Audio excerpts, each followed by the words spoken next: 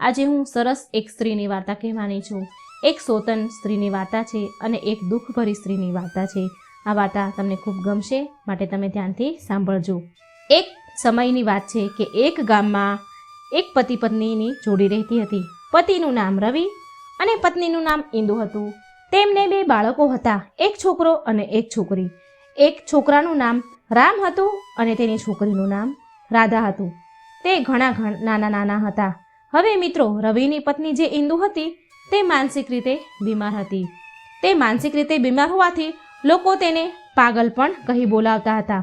હવે ઇન્દુનો પતિ રવિ વિચાર કરે છે કે ઇન્દુ તો માનસિક રીતે બીમાર છે, તેની હાલત કંઈ બરાબર નથી અને ક્યાંક એવું ન થાય કે તે મારા નાના બાળકોને નુકસાન પહોંચાડે.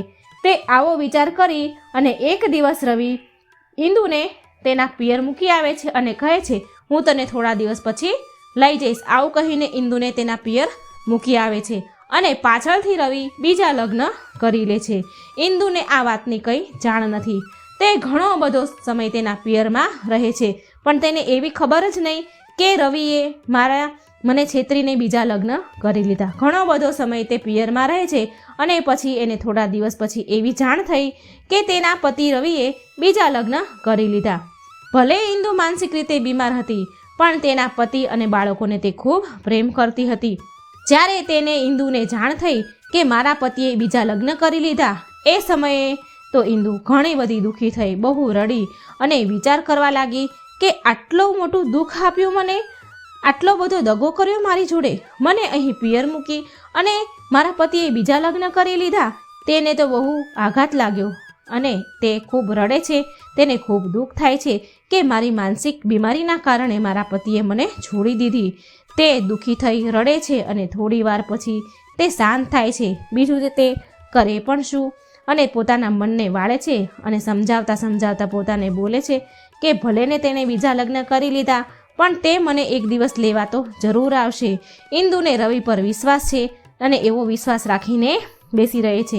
ઇન્દુ તેના પિયરમાં તેની ભાભી, તેની કાકી પાસે બધા પાસે જાય અને એ બધાને જ એવું કહે છે કે મને વિશ્વાસ છે મારા પતિ મને એક દિવસ તો જરૂર લેવા આવશે. ઇન્દુના માતા પિતાને પણ બહુ દુઃખ હતું કે તેનો જમાઈ તેની દીકરીને અહીં પિયરમાં મૂકી અને તેને છોડી દીધી અને બીજા લગ્ન તેણે કરી લીધા. પણ તેની છોકરી ઇન્દુને તે લોકો બહુ સાચવતા હતા. તેને કોઈ વાતની કમી એને રહેવા નહોતા દેતા. ઇન્દુની માં હંમેશા ઇન્દુને કહેતી રહેતી કે તારો પતિ તને એકવાર જરૂર લેવા આવશે, તું ભગવાન પર ભરોસો રાખ. અને આવું સાંભળી ઇન્દુ ખૂબ ખુશ થતી, ખૂબ પ્રસન્ન થતી અને હસી ખુશીથી તે ઘરના બધાના કામ કરવા લાગતી હતી. આમ ને આમ તો ઘણો સમય નીકળ્યો, પણ તે એવી જ આશા રાખીને બેસતી કે મારા પતિ મને જરૂર લેવા આવશે. અને મિત્રો, તમે જોયું હશે કે માતા પિતા માટે સૌથી મોટી પીડા એ હોય છે કે લગ્ન પછી પણ દીકરી તેના પિયરમાં રહે, તેના મા બાપ પાસે રહે. તેનો પતિ તેને છોડી દે અને હંમેશા માટે તે દીકરીને તેના પિયરમાં રહેવું પડે. આ પીડા તો અસહનીય હોય છે. દીકરી માટે પણ તેના પિયરમાં રહેવું તેના માટે પણ આ ખૂબ પીડાદાયક વાત હોય છે. અને એકવાર ઇન્દુની માં વિચારે છે કે હું જઈને જમાઈને સમજાવું, રવિને જ સમજાવું કે તે ઇન્દુને પાછી બોલાવી લે. આવું વિચારી અને ઇન્દુની માં તેની દીકરીના સાસરે ગઈ જમાઈને મળવા માટે. અને જમાઈને હાથ જોડીને કરગરીને વિનંતી કરીને કહે છે કે મારી દીકરી પર આટલો મોટો જુલમ, આટલો બધો અત્યાચાર ન કરો. તે ખૂબ દુઃખી છે. તમે તેને બોલાવી લો તો તમારી ખૂબ કૃપા રહેશે. તે તમારી આસ લગાવીને બેઠી છે કે મારો પતિ મને જરૂર લેવા આવશે. કૃપા કરો, મારી દીકરી ઉપર થોડી દયા કરો અને મારી દીકરીને તમે પાછી બોલાવી લો. આવી રીતે કરગરી એટલે રવિ માની ગયો.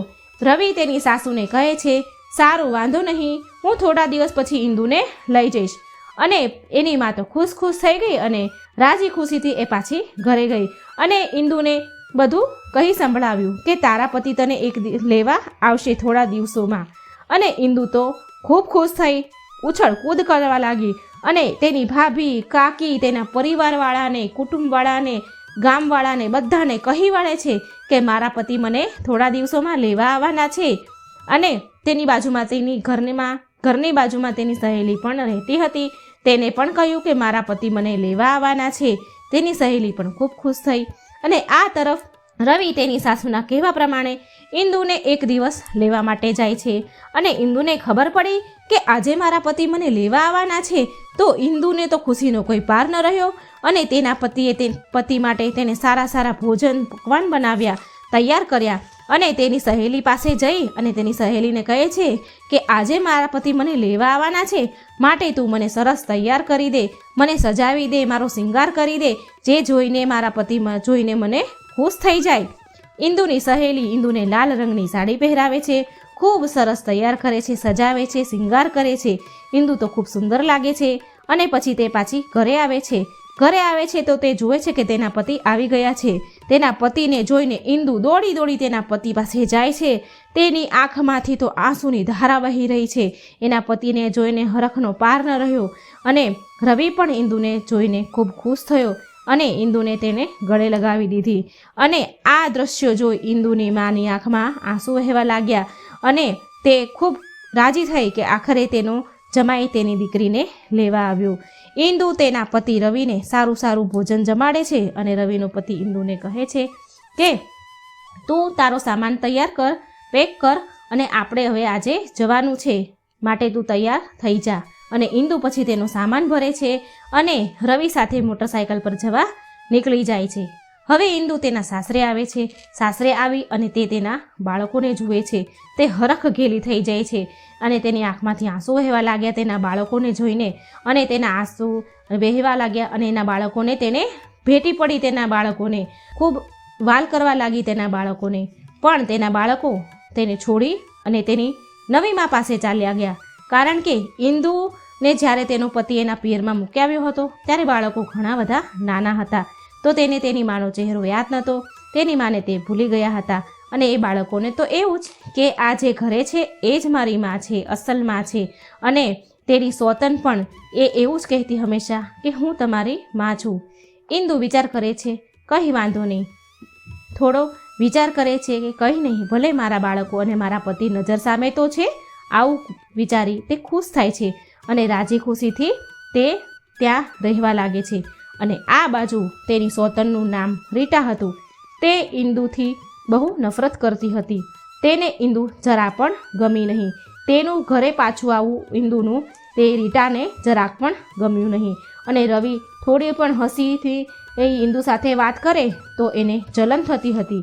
તે બળતી હતી અને તે ઇન્દુને રવિથી દૂર કરવા માગતી હતી અને તેને ઘરેથી નીકાળવા માગતી હતી. માટે તે ષડયંત્ર રચે છે. જ્યારે ઇન્દુ જમવાનું બનાવતી તો રીટા આગી પાછી જ્યારે ઇન્દુ હોય ત્યારે જમવામાં થોડું મીઠું કે મરચું વધારે નાખી અને તેની રસોઈ બગાડી નાખે. અને જ્યારે રવિ જમવા બેસે તો ઇન્દુને ખૂબ બોલે કે તને શું થઈ ગયું છે, તું કેમ હવે રસોઈ આવી બનાવે છે, ક્યારે ખારું કરે છે, ક્યારે તીખું કરે છે. આમ કરી અને ઇન્દુ પર તેનો પતિ ખૂબ ગુસ્સો કરે છે.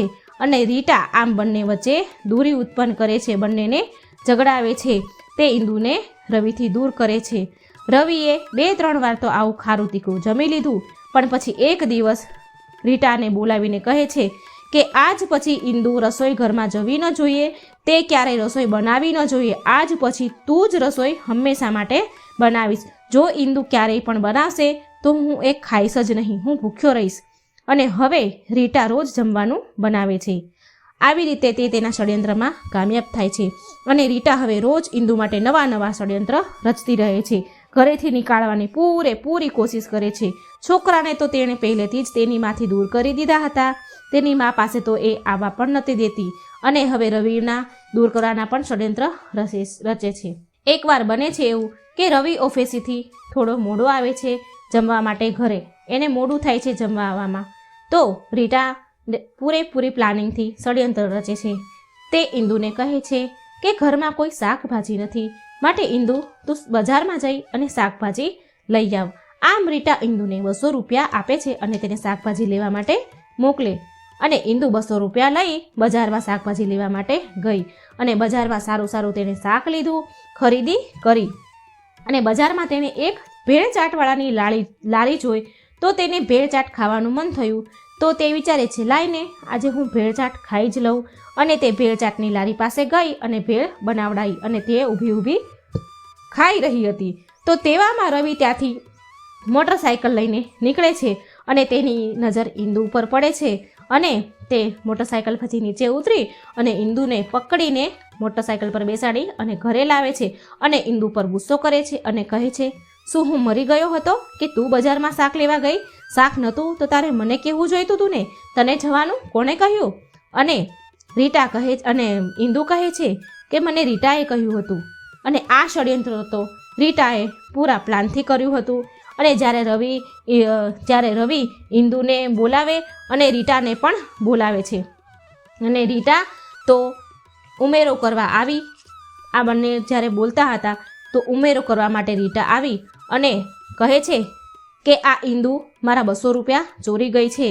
એણે ક્યારે મારા 200 રૂપિયા ચોરી લીધા મને ખબર જ ના રહી.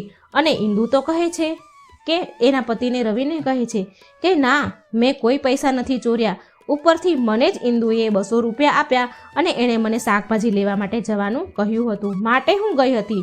પણ મને ત્યાં ભેળચાટની લારી ભેળચાટ જોઈ અને મને ખાવાનું મન થયું, માટે હું ત્યાં ભેળચાટ ખાવા માટે ઊભી રહી હતી. પણ મને તો રીટાએ જ જવાનું કહ્યું. પણ રીટા તો ક્યાં માનવાની હતી? એ તો ઉપરથી વધારે ઝઘડો કરાવવા માંગતી હતી આ બંને વચ્ચે.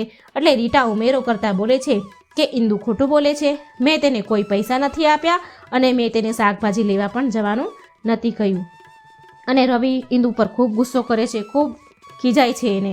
અને રીટા એના પ્લાનમાં કામયાબ થઈ જાય છે અને ઇન્દુ રડતી રડતી પાછી એના રૂમમાં જાય છે અને રડે છે. અને પછી થોડી વાર થઈ શાંત થઈ પોતાને મનાવે છે, કંઈ વાંધો નહીં, કોઈ વાંધો નહીં, મારો પતિ છે ને આખરે, એમ કરીને તે પોતે શાંત થાય છે. અને એના માટે એક એ દુઃખ પણ હતું કે તેનો પતિ રાત્રે હંમેશા રીટા પાસે જ રહેતો હતો, તેની પાસે જ જતો હતો, તે ઇન્દુ પાસે ક્યારેય આવતો ન હતો. છતાં પણ ઇન્દુ આ વાતને પણ ભૂલાવી દેતી, સહન કરી જતી હતી. તે એવું વિચારતી કે મારા પતિ અને બાળકો મારી નજર સામે તો છે ને, હું એ જોઈને જ બહુ ખુશ છું અને આમ જ તેને જોઈને જ મારી જિંદગી પૂરી કરી લઈશ. તે રાજી ખુશી પાછી મનવાળી અને સૂઈ જાય છે. અને એક દિવસ ફરી રીટા ષડયંત્ર રચે અને એક દિવસ એવું બન્યું કે રવિ ઓફિસે ચાલ્યો ગયો અને તે દિવસે રીટાને જમવાનું બનાવવામાં થોડું મોડું થઈ ગયું. તો રવિ જમ્યા વગર જ ભૂખ્યો જ ઓફિસે જતો રહ્યો. એટલે રીટા ઇન્દુને કહે છે કે આજે મારે રસોઈ બનાવવામાં મોડું થઈ ગયું હતું, તો રવિ તો જમ્યા વગર જ ઓફિસ ચાલ્યા ગયા છે. તો તમે ઇન્દુ એવું કરો ને કે તમે ઓફિસ જાઓ અને રવિને ટિફિન આપીને આવો. અને ઇન્દુ રીટાના કહેવા પ્રમાણે ટિફિન લઈને ઓફિસે જાય. અને જેવી ઇન્દુને ઓફિસમાં રવિ જુએ તો તે ઇન્દુ ઉપર બહુ ગુસ્સો કરે અને ઇન્દુને ખરી ખોટી સંભળાવે અને એને કહે છે કે તને શરમ નથી આવતી? તું ઓફિસે ચાલી આવી, મારી ઇજ્જતના કાકરા કરી નાખ્યા. તે તો તને કોણે કહ્યું અહીંયા આવવાનું? તને તો મારી ઇજ્જતની પડી જ નથી. આમ રવિ ઇન્દુને ખરી ખોટી બોલે છે, ખૂબ બોલે છે, જેવું તેવું બોલે છે. પણ ઇન્દુ ઊભી ઊભી સાંભળે છે અને કહે છે કે મને તો રીટાએ કહ્યું હતું કે આજે મારે રસોઈ બનાવવામાં મોડું થઈ ગયું છે, તો તમે જઈને રવિને ટિફિન આપ્યાઓ ને, તે ભૂખ્યા જતા રહ્યા છે, માટે હું તમારા માટે ટિફિન લઈને આવી હતી. અને ઇન્દુ આટલું કહી અને પાછી ઘરે ચાલી આવે છે. અને રાત પડે ત્યારે રવિ પાછો ઘરે આવે એટલે ફરી પાછું ઇન્દુને તે વાત પર બોલે છે, ગુસ્સો કરે છે અને રીટાને બોલાવે છે અને કહે છે કે શું તે આને ટિફિન લઈને આવવાનું કહ્યું હતું ઓફિસે? તો રીટા ખોટું બોલે છે કે ના રે ના, મેં તો એવું કંઈ કહ્યું નહોતું કે તું ટિફિન લઈને જા. તો એ તો એની જાતે જ આવી ગઈ. અને આ તો ગમે ત્યારે ઘરની બહાર નીકળી જાય છે, ગમે ત્યારે મન થાય ત્યારે ફરવા જતી રહે છે, જ્યારે મન થાય ત્યારે આડોશી પાડોશીમાં બેસવા જતી રહે છે. તે તો તેની મન મરજી પ્રમાણે જીવે છે. તેને તમારી ઇજ્જતની જરા પણ પડી નથી. જો તમે મારું માનો ને તો આને તેની માના ઘરે તેના પિયર મૂકીને આવો, નહીંતર આ તમને ક્યાંય નહીં રહેવા દે, તમારી બદનામી કરશે. તો મારી વાત માનો અને આને તમે તેના પિયર મૂકી આવ્યો. ઇન્દુ તેના પતિને હાથ જોડીને કગરીને કહે છે કે મેં કોઈ ખોટું નથી કર્યું, મેં કોઈ પણ એવા કામ નથી કર્યા જેથી તમારે શરમાવવું પડે, જેનાથી તમારી બદનામી થાય. તમે મારી વાત માનો. આ બધું ષડયંત્ર રીટાનું છે. તે ખોટું બોલે છે. તેણે જ મને આવવાનું ઓફિસે કહ્યું હતું. તો પણ રવિ કંઈ એની વાત થોડી માને. તે તો રીટાની જ વાત હંમેશા માનતો હતો. અને રવિ ઇન્દુને પાછો તેના પિયર જઈને મૂકી આવે છે. હવે ઇન્દુની જિંદગીમાં તો દુઃખ જ દુઃખ આવ્યું. તે ખૂબ દુઃખી થવા લાગી અને એક તો આમ તો તે માનસિક રીતે બીમાર જ હતી, તેનાથી તો તે પીડાતી હતી અને ઉપર જતાં હવે આ પણ દુઃખ આવ્યું. તે તેના સાસરે તેના પતિને અને બાળકોને જોઈને તો ખુશ રહેતી હતી, પણ હવે તો તેની તે ખુશીનું કારણ પણ ન રહ્યું. તે વિચાર્યા કરે છે કે રીટા તેના ષડયંત્રમાં કામયાબ થઈ ગઈ અને મને મારા પતિ અને બાળકોથી દૂર કરી દીધા, મને ઘરેથી બેઘર કરી દીધી અને મને મારા પિયરમાં છોડી દીધી. આમ તે ખૂબ રડે છે, દુઃખી થાય છે અને પછી શાંત થઈ જાય છે.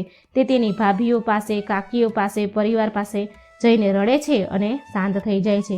પણ થોડા દિવસ માટે ભાભીઓ તો તેને સારી રીતે રાખે છે અને પછી તો તેની ભાભીઓ પણ તેનાથી મોઢું ફેરવી લે છે. ધીરે ધીરે સમય ઘણો બધો વીત્યો અને આમ દુઃખમય ઇન્દુનું જીવન વીતવા લાગ્યું. લગભગ 20 વર્ષ વીતી ગયા ઇન્દુને તેના પિયરમાં. હવે ઇન્દુ તો વૃદ્ધ થઈ ગઈ, ગરડી થઈ ચૂકી હતી અને આ તરફ તેના ભત્રીજા પણ મોટા થઈ ગયા હતા અને તેના ભાઈઓ અને ભત્રીજાઓ ને આ ઇન્દુ ગમતી ન હતી. તો તેણે એક જગ્યા પર નાની એવી ઝૂંપડી બાંધી દીધી અને તેમાં એક ખાટલો નાખી દીધો અને સમય થાય ત્યારે રૂખી સૂખી રોટલી તેને ત્યાં ઝૂંપડીમાં જઈને આપી દેતા હતા. અને જ્યારે પણ જમવાનું આપે ત્યારે તેની ભાઈ, તેના ભાભી, ભત્રીજા મેણા ટોણા મારે અને તેને જમવાનું આપતા હતા. પણ ઇન્દુ શું કરે, એ તો લાચાર હતી. તે તેના ભત્રીજા ભાભીઓના મેણા સાંભળતી રહી અને રોઈ લેતી હતી અને શાંત પાછી થઈ જતી હતી. અને હવે તો તે ગરડી પણ થઈ ગઈ હતી, વૃદ્ધ હતી, માટે તે કોઈને કામ પણ કરાવી શકે તેમ ન હતી. માટે તેને ખાટલામાં બેઠા બેઠા જ ખાવું પડતું હતું અને મેણા સાંભળવા પડતા હતા. અને હવે આ તરફ જોઈએ તો ઇન્દુના છોકરા મોટા થઈ ગયા હતા, તેના છોકરા જવાન થઈ ગયા હતા. તેનો છોકરો રામ ભારતીય સેનામાં ઓફિસર બન્યો અને તેની છોકરી રાધા ડૉક્ટર બની ગઈ હતી.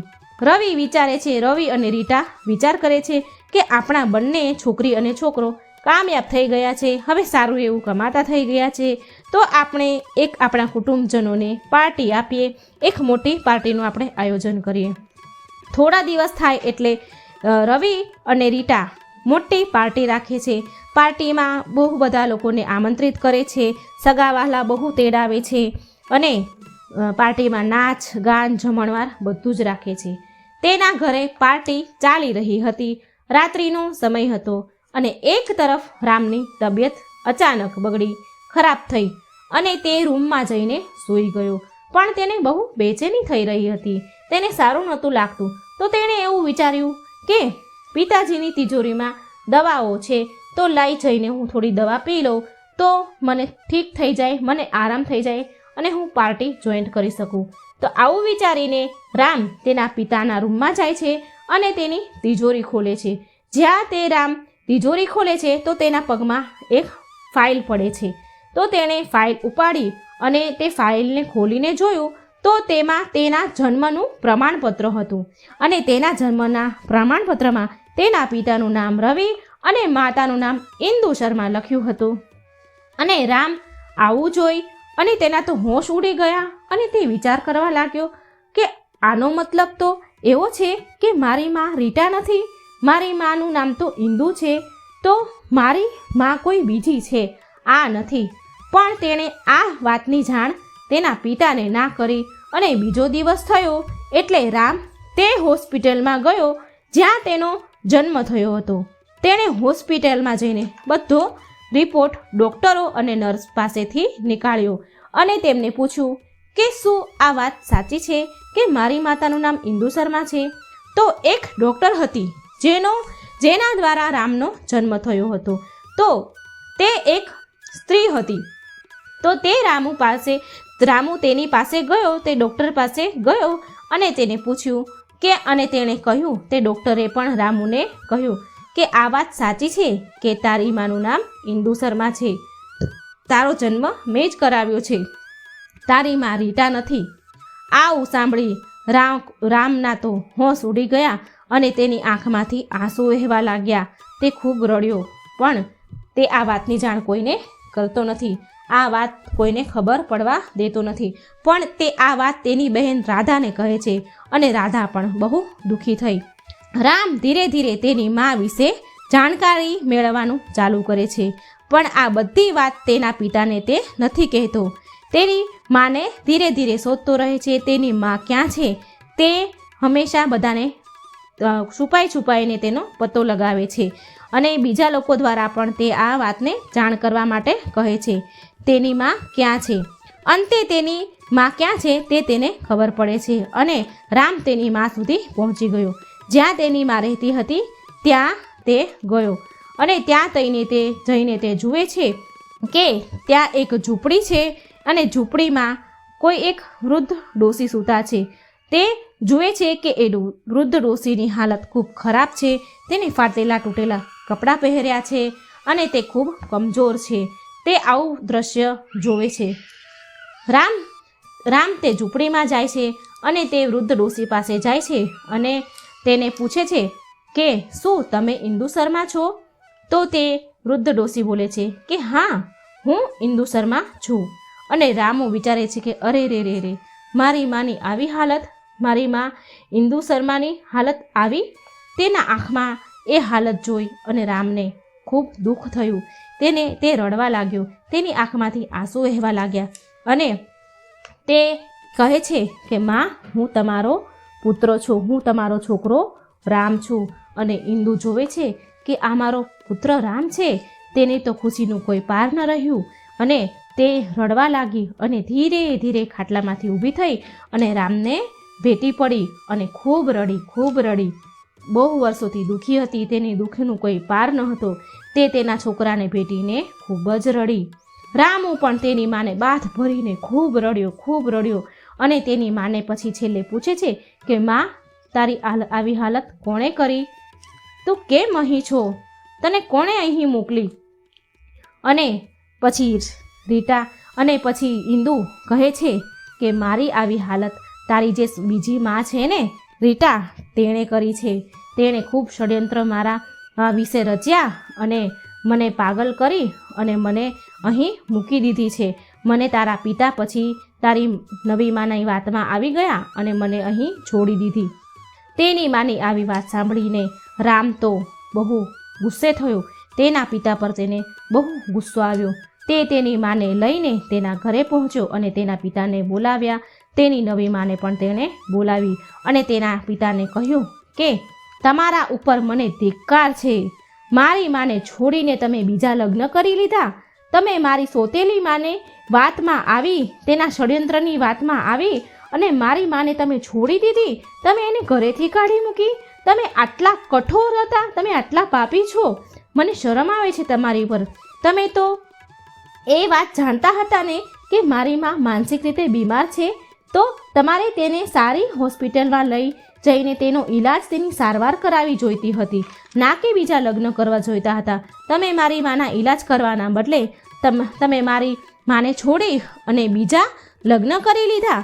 તમને શરમ ન આવી આવું કરતા? તમે તમારી બીજી પત્નીની વાતમાં આવી, તેના ષડયંત્રમાં આવી અને તમે મારી માને પિયરમાં મૂકીને આવ્યા. મારી મા ઉપર આટલો બધો અત્યાચાર કર્યો, આટલો બધો જુલમ કર્યો. તમને શરમ ન આવી? મને તો તમને પિતા કહેવામાં પણ શરમ આવે છે. મા તો મા હોય છે. જે તમારી પાસે તમારી પત્ની ઊભી છે ને, તે મારી અસલી માં નથી. તે તો મારી સોતેલી માં છે. મારી તો આ માં અસલી માં છે. મારી માં ઉપર તમે બંને જણાએ ખૂબ જુલમ કર્યા છે, ખૂબ મારી માને હેરાન કરી છે. માટે તમે ક્યારેય સુખી નહીં થાવ, તમને લોકોને શાંતિ નહીં મળે. રામુ તેના પિતા અને તેની સોતેલી માને ખૂબ બોલે છે અને પછી ત્યાંથી તે બંને તેની માને લઈને બીજે જાય છે અને જતાં પહેલાં તે બહુ જ બોલે છે. રવિ પણ તેના છોકરાની વાત ઊભો સાંભળે છે. તેને પછતાવો થાય છે, તેને શરમ આવે છે, માટે માથું ઝુકાવીને તે પણ સાંભળ્યા કરે છે. અને તેટલામાં રાધા આવે છે. રાધા તેની માને મળે છે, એને ભેટી પડી છે અને રડે છે. અને પછી બંને મા દીકરી વહાલ કરે છે, એકબીજાને જુએ છે.